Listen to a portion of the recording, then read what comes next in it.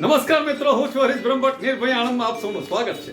આણંદ શ્વેત નગરીને હવે નવું શું નામ આપવું એ તો એસી ઓફિસની અંદર આરામ ફરમાવી રહેલા ઓફિસરોને જ પૂછવું પડે. શું આણંદમાં નાગરિકોની સ્વચ્છતા, સહાયતા, સુવિધા, સાહસિક ઔદ્યોગિક લાભો અને અધિકારો ફક્ત પેપર ઉપર જ રાખવાના કે પછીથી જરૂરિયાતમંદના જીવનમાં પણ બતાવવાના? આવું અને આટલું બધું કહેવા પાછળ અમારો બીજો કોઈ હેતુ નથી કે નથી આપની કામગીરી પર શંકા, પરંતુ જ્યારે પૂરા દેશના નાગરિકોને વિદેશ વાલું લાગે, વિદેશની નીતિ અને રીત રિવાજો ગમવા લાગ્યા, તેથી જ હવે તો અહીં પણ આવું હોવું જ જોઈએ. અને આમ પણ નહીં દેખાતા એવા લોકોને અડચણરૂપ ના થતા દબાણો પર જો સાહેબોને દેખાતા હોય તો પછી આ બીજા બધા દબાણો તો લોકોને ઉડીને આંખે વળગે તેવા છે. જુઓ તો ખરા આ બોરસદ ચોકડીની દશા.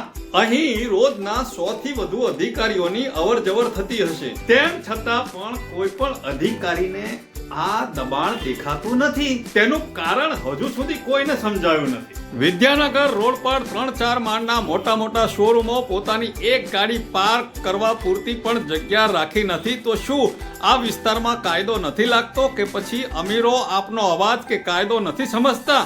તો શું નાના અને ગરીબોને જ હેરાન કરવાના? પોલસન ડેરી રોડ, સામરખા ચોકડી, પાયોનિયર સ્કૂલ પાસે અમૂલ ડેરી રોડ, શાક માર્કેટ બહાર, શાસ્ત્રીબાગ પાસે 100 ફૂટના રોડ, વહેરાઈ માતા વિસ્તાર, આ બધા વિસ્તારો ઉપર અડધો રોડ ઉપર વેપારીઓએ કબજો કરીને બેઠેલા છે.